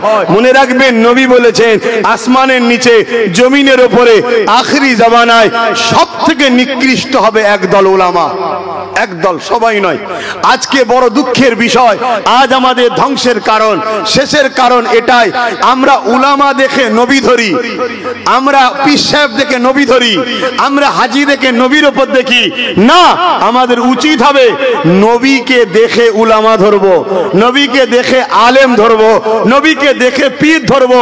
তার মানে আমরা সবাই হুজুরের দিকে তাকাবো, হুজুরের দিকে তাকিয়ে তারপরে বলবো, এ মুফতি সাহেব, এ মাওলানা সাহেব, এ আলেম সাহেব, এ পীরজাদা, এ আব্বাস সিদ্দিকী, যে আমার নবীর হবে আমরা তার হব। জোরে বলুন ঠিক না বেটি? জোরে বলুন ঠিক না বেটি? এটা যদি করতে পারেন তাহলে গেনার হবেন, না হয় কিন্তু আগামীতে আরো ভয়ানক দিন আসবে, আরো ক্ষতি হবে, আরো বিপদ আসবে। সবে তো শুনতে হচ্ছে ওয়াকাব নাকি নিয়ে নেবে বলছে, বলছে না? বলে এ বিষয়ে দু কথা বলবো, বলবো, বলবো। এখন কোন শয়তানের মাথায় তো আবার ঢুকবে না যে রাজনীতির কথা বলছে, ঢুকবে না তো।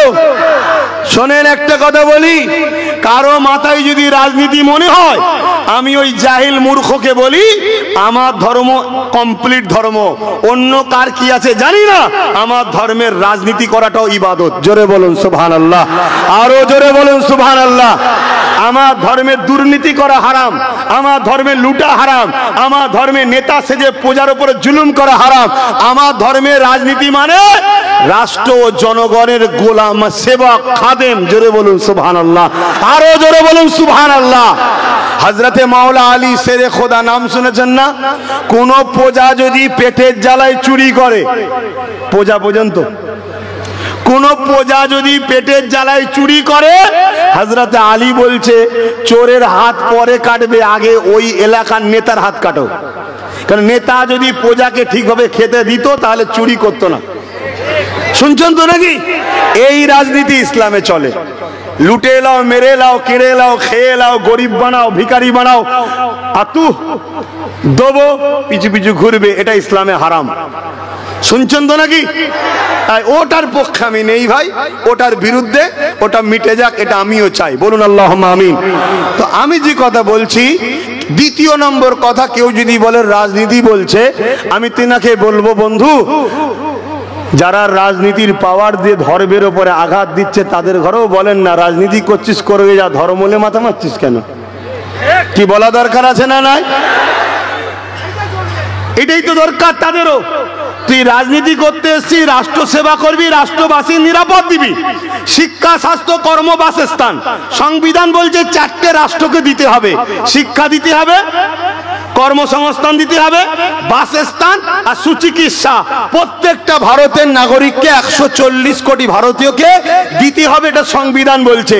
তুই এইগুলোর বিষয়ে মাথা মান না। কি করে দেশের উন্নতি বাড়বে, কি করে ডেভেলপমেন্ট হবে, কি করে দেশ তারাক্কি পাবে।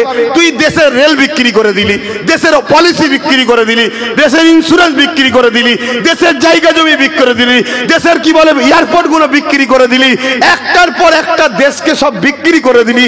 তোর আমলে এমন করে নানান রকম মুদি, কি মুদি, ললিত মুনি না টাকা নিয়ে পালাচ্ছে, এগুলোকে রুকার তোর ধান্দা নেই। তুই শুধু কি করে কাজ, কৃষককে শেষ করব, কি করে হিন্দু মুসলমান লেগিয়ে দেবো, কি করে মুসলমানদের মসজিদ মাদ্রাসা ভেঙে দেবো, এটা কি রাজনীতি লোকেদের কাজ? তুই রাজনীতি করছিস না শয়তানি করছিস? তাহলে আমাদের মতো উলামাদের ঘর তো বোঝাতেই হবে। কি গো, ভুল বলা হচ্ছে?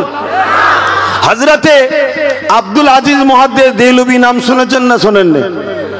তিনি ফুরফুরাওয়ালাদেরও মুরব্বী, দেওবন্দীদেরও মুরব্বী।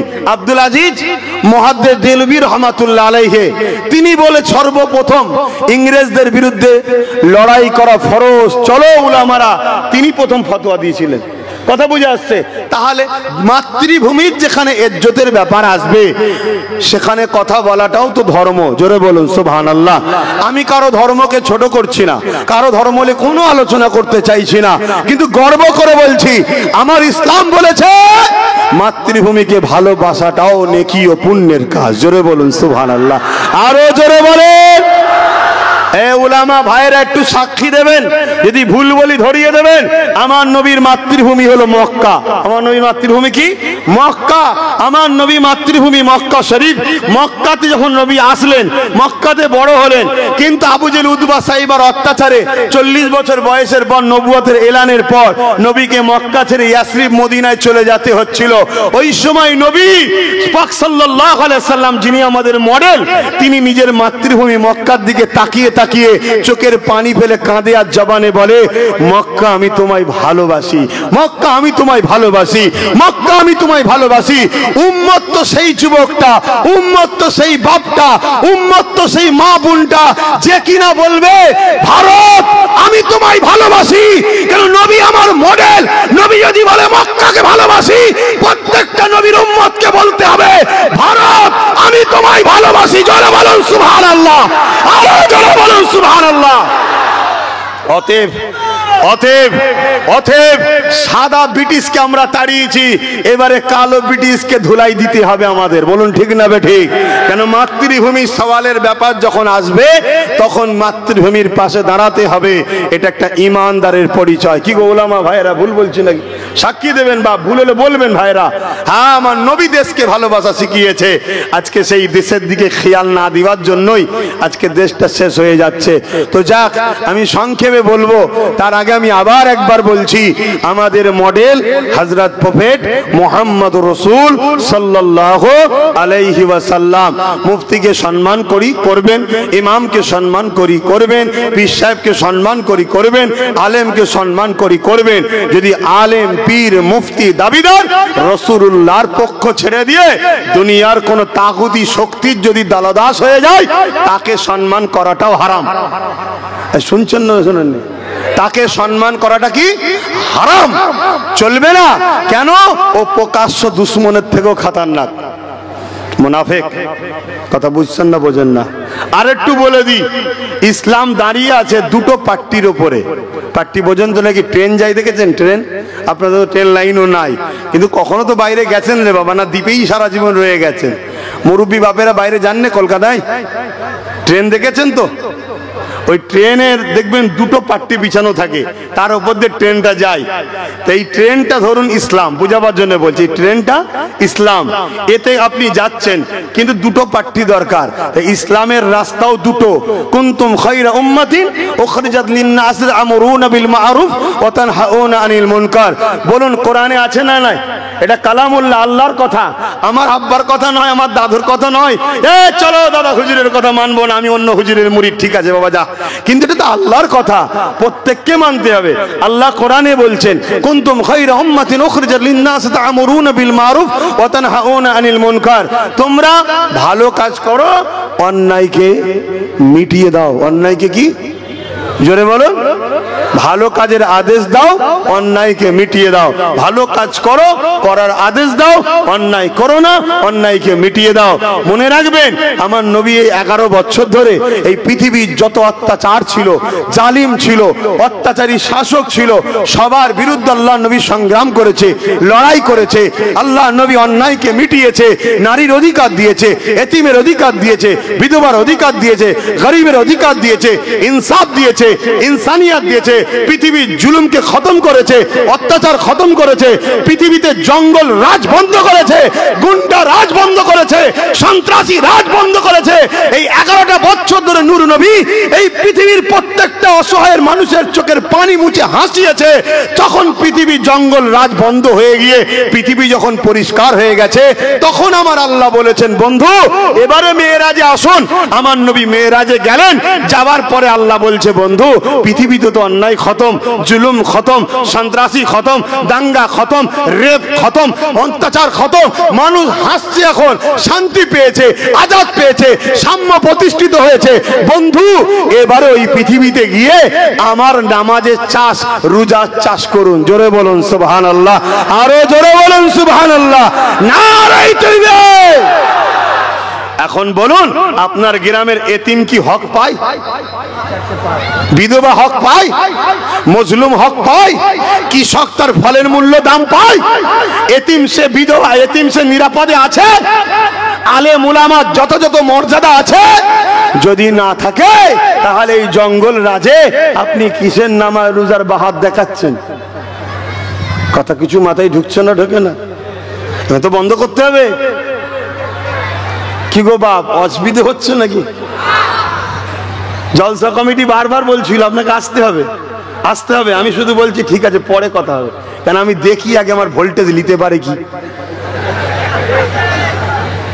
কেন এই দিক থেকে অনেক দাওয়াত করতে যায়, আমি সবাইকে বলি শক্ত খুব ভালো লি যেতে পারবি তো? কেন তোরা তোরা স্বাধীন নয়, তোরা স্বাধীন নয়, তোদের প্রেম, তোদের পছন্দ, তোদের ভালোবাসার কোনো অধিকার নাই। কথা মাথায় ঢুকছে না, ঢোকে না? ওই জন্য বলি পারবি তো? আজকে এই এলাকার যুব সমাজকে আমি সাবাসি দিই, এরা তবু যে এক সাহস করে দম ধরে এনেছে আমায়। কিন্তু বেশি বললাম না, আমি হালকা করেই বলছি তো, নাকি না খুব কড়া বলছি? একটু হালকা করে দেবো? ও 4:07 হয়ে গেছে, হালকা করার কিছুই হবে না। কথা বুঝছেন না? হায় হায় হায় হায়, মুসলিম দাবি করলে হয় না। বলছে মুসলমান মেরে ফেলছে, মুসলমান কেটে ফেলছে, তাই নাকি? মুসলমান আছে কই মেরে ফেলছে কেটে ফেলছে? অত মাথায় ঢুকছে না। এই কথা বুঝছেন? আমি কি মুসলমানের কথা বলছি বুঝতে পারছেন না? হ্যাঁ, আমি বলবো একটা মুসলমানের কথা, এই একটা মুসলমানের কথা ছোট করে বলবো। হযরতে আব্দুল্লাহ আমার নবী পাক সাল্লাল্লাহু আলাইহি সাল্লামের একজন উম্মত, যুবক ছেলে, বয়স বেশি নয়, একদম তাজা খুন, এই 18-20 বছর হবে। অভাবী সংসার, কাজের জন্য শহরে গেছে।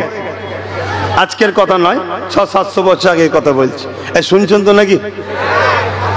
শহরে গেছে, একদম খুন টকবক করে ফুটছে। 18-20 বছর, বুঝতে পারছেন তো? খুন ফুটছে তখন। সেরকম একটা যুবক ছেলে শহরে গেছে কিসের জন্য? কাজের তালাশে। কাজের তালাশে গিয়ে একটা ঘর ভাড়া নিয়েছে। ভালো করে শুনবেন, যে ঘরটা ভাড়া নিয়েছে ওই ঘরের পাশেই একজন আগুন পূজারীর ঘর রয়েছে। আগুন পূজারী বোঝেন? যাদেরকে মুজুসি বলা হয়, যারা আগুনকে খোদা বলে মানে, আগুনকে দেবতা বলে মানে, তাদের বিশ্বাস তাদের কাছে। ছাড়েন, আমি যেটা বলছি, সে তার পাশে আছে। আর হযরতে আব্দুল্লাহ বয়স 18-20 বছর, সুন্দর দাড়ি সবে হালকা হালকা গজিয়েছে, আমাদের যুবকদের মতো চাচেনে, একদম সুন্দর লাগছে, ফ্রেশ চেহারা, নূর চমকাচ্ছে। তাহাজ্জুদ পড়া ছেলে ওই বয়সে, 5 ওয়াক্ত নামাজ পড়া ছেলে, তাজা খুন। প্রথম দিন ঘর ভাড়া নিয়েছে, ঘরে রাত থেকেছে, ফজরের নামাজ পড়েছে। ফজরের নামাজের পর কি করতে হয় বলেন? বলবেন তো? ফজরের নামাজের পর কি করতে হয়? কোরআন পড়তে হয়। এখন কোরআনকে ছাড়াবে বলে অনেকে অনেক কিছু পড়াচ্ছে না। ফজরের নামাজের পর কোরআন পড়বেন। শুনছেন তো নাকি?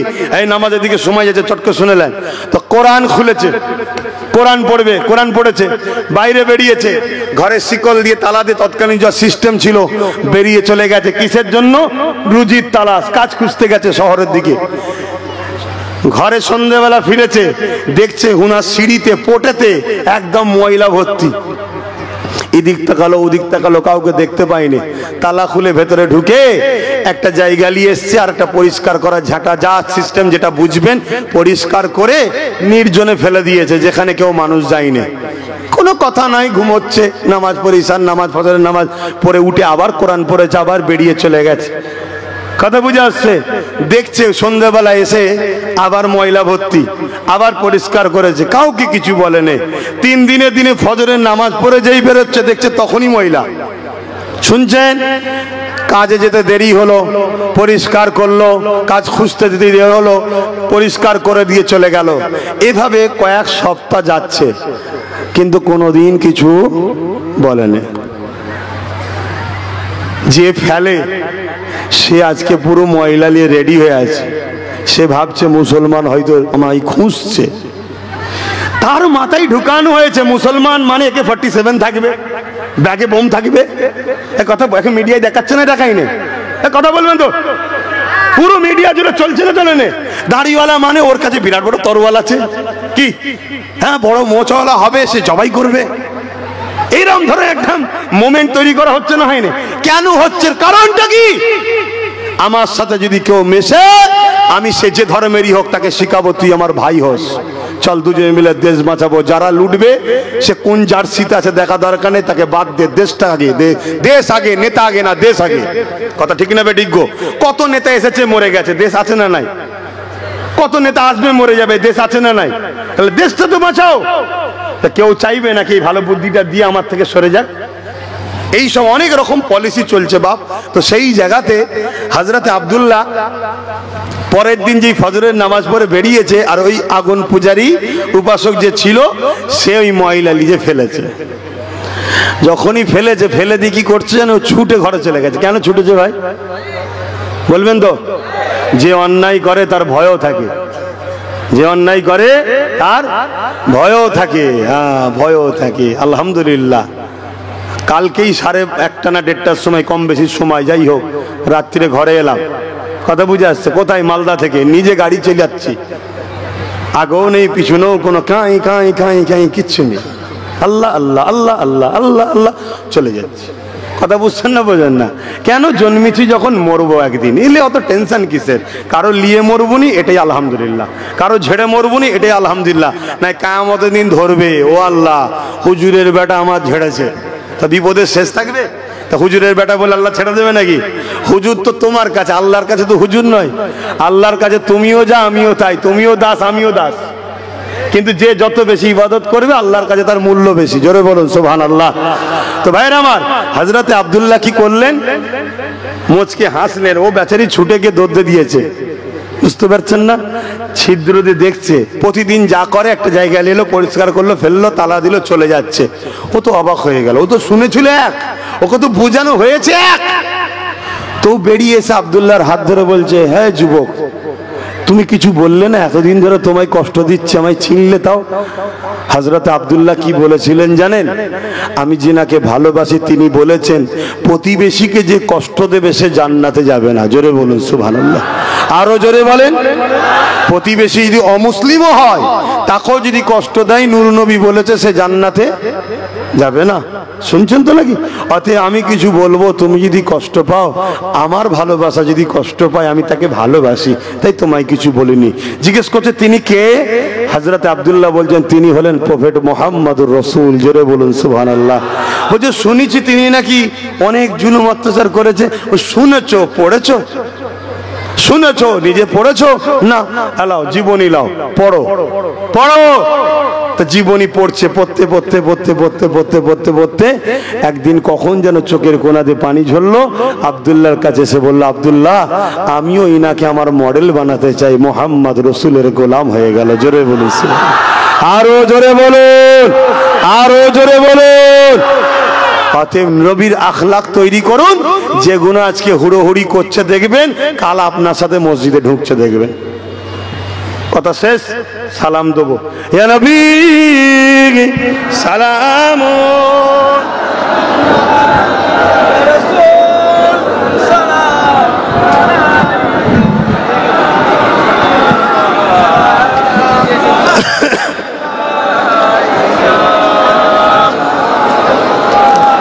বাপ দোয়ার দরকার আছে তো নাকি? না দোয়া করেন না আপনারা? কি গো, দোয়া করেন তো? তাই দাঁড়িয়ে সালাম দেন তো? দাঁড়িয়ে সালাম দিবার আগে একটু ওয়াকাফটা একটু বলে দেবো দাঁড়িয়ে দাঁড়িয়ে। শুনতে ইচ্ছুক? শুনতে ইচ্ছুক? কেন আকসার গ্রাম্য মানুষ ওয়াকাফ কি জিনিসই বোঝে না। ওয়াকাফ কি জিনিস বোঝে না। মন দিয়ে শোনেন, ওয়াকাফ হলো আমাদেরই পূর্বপুরুষদের দানকৃত সম্পদ। অনেক ধনী লোক ছিল যিনারা নিজেদের সম্পদকে আল্লাহর রাহে অফ করেছে, উৎসর্গ করেছে। উদ্দেশ্য কি? এই সম্পদ, এই জমি, মসজিদ, মাদ্রাসা, ঈদগাহ, কবরস্থান, খানকা বা মুসলিম ছেলে মেয়েদের এডুকেশনের জন্য এই অর্থ ব্যয় হবে। বুঝে আসছে? এই কথা বলবেন তো, বুঝে আসছে?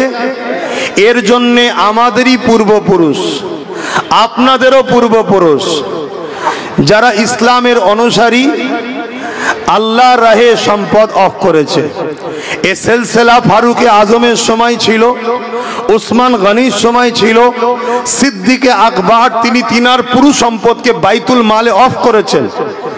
এবং আমার নবীর দুনিয়াবি জিন্দেগিতে 400 কোটি টাকা তৎকালীন সময় সিদ্দিকে আকবর আমার নবীর কদমে উৎসর্গ করেছে। আমার নূর নবী তিনিও অফ করে দিয়েছে। তো এই যে সম্পদ আল্লাহর রাহে অফ করা হয়, এই অর্থ মসজিদে যাবে, মাদ্রাসার কাজে লাগবে, খানকা ঈদগাহ, বিশেষ করে গরিব ছেলে মেয়েদের এডুকেশনের জন্য খরচ হবে। কারো ছেলে ভ্যান চালায়, দিনমজুরি করে, লেবারি করে, তার ছেলে 95% নাম্বার পেয়েছে, মেডিকেলে ভর্তি হতে চায়, ল নিয়ে পড়তে চায়, ইঞ্জিনিয়ারিং হতে চায়, সায়েন্স নিয়ে পড়তে চায়, তার পিছনে এই অর্থ ব্যয় করে তাকে শিক্ষার দিকে আগাবে, সে শিক্ষিত হবে।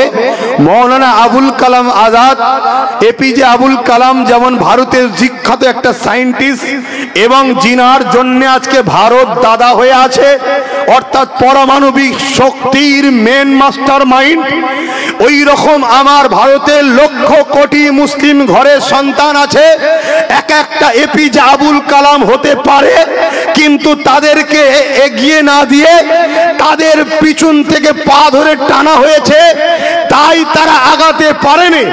যদি গভর্নমেন্ট দেশ ভাবতো আমাদের আরো আবুল কালাম দরকার, তাহলে এই সমাজের মুসলিম ছেলেদের পিছনে তাদেরই পূর্বপুরুষদের দান করা ওয়াকাফের সম্পদ যদি খরচ করত, আরো হাজারো হাজারো সায়েন্টিস্ট, আরো হাজারো হাজারো বড় বড় বিজ্ঞানী তৈরি হয়ে তারা আমার দেশকে সার্বিক দিক দিয়ে শক্তিশালী করত, তাহলে আমেরিকাকে আব্বা বলতে হতো না, আমেরিকা আমাদের জুতোর তলায় থাকতো, ঠিক না বেটা? কিন্তু দুঃখের বিষয় এদের নোংরা মেন্টালিটি, এদের নোংরা মনোভাব, এদের নোংরা ক্যারেক্টারের জন্য আজকে আমাদের অকাপ সম্পত্তি 77 বছর ধরে তছনছ হচ্ছে। কত বছর? 77 বছর ধরে পুরো ভারত জুড়ে লক্ষ লক্ষ বিঘে, 27 লক্ষর উপরে বিঘে জমি আছে, যার টাকার গণনা আপনাকে ক্লিয়ার বলা সম্ভব নয়। আপনি হয়তো অজ্ঞানে পড়ে যেতে পারেন, এত টাকা। এই বিশাল সম্পদ 77 বছর ধরে চুরি হচ্ছে, এই বিশাল সম্পদ 77 বছর ধরে লুট হচ্ছে। আমি জানি না আমার বক্তব্য কজনের পছন্দ হবে, কেন রিসেন্ট কিছু লোক অকাবলি আন্দোলন করছে, তাদের মূলত জানো লক্ষ্য শুধু কেন্দ্র সরকারের বিরোধী করা। বাকি যারা খাচ্ছে খাগি যাক, কেন এরা তো আমাদের ভাগ দেয়, ও তো ভাগ দেবে না। আমি ওই সকল হারামখোরদের মতো চিল্লাবো না। আমার কাছে কথা হলো, যারাই আমার অকাপ খাবে, সে কেন্দ্রে বসুক, রাজ্যে বসুক, যেখানেই থাকুক, তারাই গাদ্দার, তারাই চোর, তারাই আমার অকাপের দুশমন, তারাই আমার মাদ্রাসার দুশমন, তারাই আমার মসজিদের দুশমন, তারাই আমার দ্বীনের দুশমন। সবার বিরুদ্ধে কথা বলতে হবে, এটাই হবে ইনসাফ, এটাই হবে মোস্তফা জানে রহমতের গোলামদের পরিচয়। আর না হয় তুমি শুধু যে ভাগ দেবে না তার বিরোধী করবে না। খুব মন দিয়ে শোনেন, 77 বছর ধরে এই সম্পদকে ঝেড়ে খাওয়া হচ্ছে। আজকে কেন্দ্রে যে জালিম সরকার আছে, কিছুদিন আগে রেলকে বিক্রি করেছে, কিছুদিন আগে কারেন্টকে বিক্রি করেছে, কিছুদিন আগে LIC কে বিক্রি করেছে। LIC তে 1 লক্ষর উপরে চাকরি গেছে, 1 লক্ষই হিন্দু পরিবারের চাকরি গেছে। বিজেপি বা কেন্দ্রের সরকার শুধু মুসলমানদের দুশমন নয়, ও ভারতের দুশমন, ও হিন্দুদের দুশমন, প্রত্যেকটা ভারতীয় দুশমন। কেন এর আগে রেল বিক্রি করে দিয়েছে, হকার হকদের আজকে কি অবস্থা দেখুন। হকারি করে কারা? বেশিরভাগ তো মুসলিম ভাইরা সেখানে রয়েছে। এলআইসি করে কারা? বেশিরভাগ তো মুসলিম ভাইরা রয়েছে। ট্রেনে জব করে কারা? বেশিরভাগ তো মুসলিম ভাইরা রয়েছে। তাহলে বিজেপি শুধু আমাদেরটা নয়, আজকে কৃষকদের বিরুদ্ধে আইন করতে গেছে। এইভাবে বার বার বার বার আমার ভারতবর্ষটাকে তছনছ করে দিচ্ছে। ভারতবর্ষে একটা গাছ, মনে রাখবেন, ভারতবর্ষ একটা গাছ। এই গাছের অনেক কটা শিকড় আছে। একটা শিকড়ের নাম মুসলিম, একটা শিকড়ের নাম হিন্দু, একটা শিকড়ের নাম আদিবাসী, একটা শিকড়ের নাম খ্রিস্টান, একটা শিকড়ের নাম দলিত, একটা শিকড়ের নাম সাঁওতাল, একটা শিকড়ের নাম মতুয়া। যে কোনো একটা শিকড় যদি কাটে, মূলত ভারতটা দুর্বল হবে, গাছ দুর্বল হবে। এরা দেশকে শেষ করতে চাইছে। কখনো মুসলিম হিন্দু বিভাজন, কখনো কৃষকদের বিরুদ্ধে, কখনো মুসলমানদের বিরুদ্ধে। আজকে কেন্দ্র সরকার ওয়াকফ বিলের নামে একটা বিল তৈরি করতে চাইছে সংশোধনের নামে। সেখানে কি বলছে? আমরা মুসলমানদের ভালো চাই। আরে শুধু মুসলমানদের ভালো করবি কেন? দেশের মাথায় বসে আছিস, হিন্দু ভাইরা কি অপরাধ করেছে? দেবত্ব সম্পত্তি সংশোধন করবি না কেন? শিক্ষার কি বলে আদিবাসীদের জল জঙ্গলের সম্পত্তি সংশোধন করবি না কেন? সবারটা কর না। মুসলমানদের ঘরে বোকা বানাতে চাইছে। কি চাইছে? ৭৭ বছর ধরে আমাদের সম্পদের টাকা সবাই মিলে লুটে পুটে খেয়েছে। এরা চাইছে পুরো বিল করে ওয়াকফের টোটাল জায়গাকে আমরা নিজেরা আত্মসাৎ করে নেব, আমরা নেব। এখন প্রশ্ন হতে পারে, ৭৭ বছর ধরে সবাই খায়, এর বিল করার শখ গেল কেন? হঠাৎ বিল করতে কেন চাইছে? এর কারণটা একটু মন দিয়ে শোনো। গুজরাটে একটা মসজিদ আছে ১৩০০ বছর বয়স, কেরলে একটা মসজিদ আছে ১৪০০ বছর বয়স। এভাবে যদি ১৪০০ বছর, ১৩০০ বছর, ১২০০ বছর, ১০০০ বছরের মসজিদ থাকে, তার মানে ভারতবর্ষে ১০০০ বছর ধরে মুসলমান আছে, ১৩০০ বছর ধরে মুসলমান আছে, ১৪০০ বছর ধরে মুসলমান আছে। তার প্রমাণ কি? ওই যে গুজরাটের মসজিদ। তার প্রমাণ কি? ওই যে কেরলের মসজিদ। তার মানে ১৩০০ বছর ধরে আজান হচ্ছে, ১৪০০ বছর ধরে আজান হচ্ছে, ১২০০ বছর ধরে আজান হচ্ছে। তার মানে নামাজ হচ্ছে, তার মানে কবরস্থান আছে, মাদ্রাসা আছে। এই যে হাজার হাজার বছরের কবর প্রমাণ দিচ্ছে আমার বাপ দাদা হাজার হাজার বছর ধরে কবর হয়েছে। তার মানে মুসলমান হাজার হাজার বছর ধরে আছে। বিজেপির একটা কোন এমপি বলে এমএলএ বলেছিল যে মুসলমানদের কবরস্থানে অনেক জায়গা চলে যাচ্ছে, পুরানো সিস্টেম চালু করো, ওদেরকে কবর দিতে দেওয়া যাবে না। আগামী দিন যদি এই ওয়াকফ বিল করে লাই, তোমাকে পুরানো হবে, তোমার দাদুকে পুরানো হবে, তোমার মাকে পুরানো হবে, তোমার নানাকে পুরানো হবে। তুমি যদি মনে করো এই পুরানো সিস্টেম চালো, তাহলে ওয়াকফ বিল করতে দাও, হাতে হাত দিয়ে বসে থাকো। যদি বলো না, তাহলে নিজের পূর্বপুরুষদের সম্পদ তুমি দখল করার জন্য, নিজের অধিকার নিবার জন্য তোমাকে আগিয়ে যেতে হবে। এটা তোমার ইনসানিয়াত, এটা তোমার ইনসাফ, এবং তোমার দেশ তোমাকে রাইট দিয়েছে। এই অধিকার তুমি লিবার জন্য যা খুশি করতে পারো, তোমাকে তোমার দেশ রাইট দিয়েছে, তোমার সংবিধান তোমার পাশে আছে। কেউ প্রধানমন্ত্রী আজকে, কত প্রধানমন্ত্রী মরে গেছে, এ কাল মরে যাবে, অন্যজন আসবে, আবার কেউ মরবে, আবার কেউ আসবে। কিন্তু দেশ ছিল, দেশ আছে, দেশ থাকবে। সংবিধান ছিল, সংবিধান আছে, সংবিধান থাকবে। সংবিধান আমাদের কাছে আগে, দেশের প্রাইম মিনিস্টার আমাদের কাছে আগে নয়, সংবিধান আমাদের কাছে আগে। রাজ্যের সিএম আগে নয়, রাজ্যের কোন মন্ত্রী, দেশের কোন মন্ত্রী, দেশের কোন প্রধান, এমন কেউ আমাদের কাছে আগে নয়। আমাদের কাছে আগে হলো সংবিধান। যে সংবিধানের ভেতরে থাকবে সে হলো ভারতীয়, তার জন্য জিন্দাবাদ বলবো। যে সংবিধানের বেখিলাফ করবে, সে যদি আমার মুফতি হয়, আমার মৌলানা হয়, আমার ইমাম হয়, আমার পীর সাহেব হয়, তার বিরুদ্ধে আমরা কথা বলবো। কেন? আমরা মেনে নিয়েছি দেশ আমাদের, দেশ চালাবার জন্য সংবিধান রয়েছে। তা সংবিধান রাইট দিচ্ছে, ওয়াকফ আমার, আমরা এর পরিচালনা করব। এই ওয়াকফকে নিয়ে যারাই ষড়যন্ত্র করবে তারা সংবিধান বিরোধী, তারা সংবিধান বিরোধী। সংবিধানের স্বার্থে এদের বিরুদ্ধে সংগ্রামের দরকার আছে না নাই? হাত তুলে বলুন আছে না নাই? হাত তুলে বলুন আছে না নাই? হাত তুলে বলুন আছে না নাই? কিন্তু আমার প্রশ্ন আপনাদের কাছে একটা, প্রশ্ন একটা, এই লড়াইটা করবেন কাদের সাথে? যারা দীর্ঘ ৭৭ বছর ধরে ওয়াকফ খেয়েছে তাদের ঘরে সাথে লড়াই করবেন? এক কথা বলছো না তো? যারা দীর্ঘ ৭৭ বছর ধরে খেয়ে আসছে তাদের ঘরে নিয়ে লড়াই করবেন? আমি তো দেখছি অনেক মুফতি মৌলানা, খারাপ নেবেন না, হয়তো অনেকে ভুল বুঝতে পারেন, না আমাদেরকে নতুন করে ফাঁসানো চলছে। অনেক মুফতি মৌলানা দেখবেন সামনে সারিতে দাঁড়িয়ে গেছে, চলো আন্দোলন করতে হবে। আরে তোকে তো দেখতাম ওর সাথে ওর সাথে ওর সাথে ওর সাথে সবার সাথে তুই উঠা বসা করেছিস দীর্ঘ বছর ধরে। তারাও যখন অকাপ খাচ্ছিল, কই তোর মধ্যে তো কোনো কথা নাই ছিল কি? তাহলে আজকে তুই কেন চিল্লাচ্ছিস? অতএব সাবধান হন, সতর্ক হন। আমি শেষ কথা বলছি, আমি 2014-15 থেকে অকাপের পক্ষে আন্দোলন করছি না করিনি? দেখেছেন না দেখেননি? তাহলে আমার বিরুদ্ধে তখন তো অনেকে বিরোধী করেছিল। আজকে কি হলো? আমি যা বলেছি বিগত দিন আজকে ঘটছে না ঘটেনি। এরপরেও বলছি আপনাদের স্বার্থে সাথ দেবো। ইসলাম নিয়ে আপনাদের ভাবতে হবে না, ইসলাম আল্লাহ যথেষ্ট। আপনাদের অস্তিত্ব থাকবে না, সাথ দেবো, সময় নেই, সাথ দেবো। আপনারা বুকে হাত দিয়ে বলুন, আমি ডাকলে আপনারা সাড়া দেবেন? আমি ডাকলে আপনারা সাড়া দেবেন? আমি ডাকলে আপনারা সাড়া দেবেন? হাত লম্বা করে বলছেন তো? হাত নাবেন। কিন্তু মনে রাখবেন, আমার ডায়ে আমার বাঁয়ে তারা থাকবে না, তাদেরকে কিন্তু আমি রাখবো না। যারা 77 বছর ধরে আমাদের ঝেড়ে খেয়েছে তাদেরকে রাখবো না। আর আমার বাঁয়েতেও তাদেরকে রাখবো না যারা এই 77 বছর খেয়েছে, তাদের সঙ্গে যারা দালালি করেছে তাদেরকেও রাখবো না। আমার ভাষা কি কষ্ট নিল? আর কথা নেই, শেষ করছি। একটু সালাম দিয়ে নবী সালাম ইয়া রাসূল সালাম ইয়া হাবিব সালাওয়াতুল্লাহ। সময় দিয়ে খেয়াল করে আমি সংক্ষেপ করছি। অনেক ভালো ভালো উলামা আছে না নাই, যারা 77 বছর কারো দালালি করে না, আছে না নাই? এই কথা বলে আছেন না নাই? তাদেরকে সামনে এলে লড়ব আগামী দিন। অসুবিধা আছে কেন? জয় কার হাতে? বিজয় কে দেয়?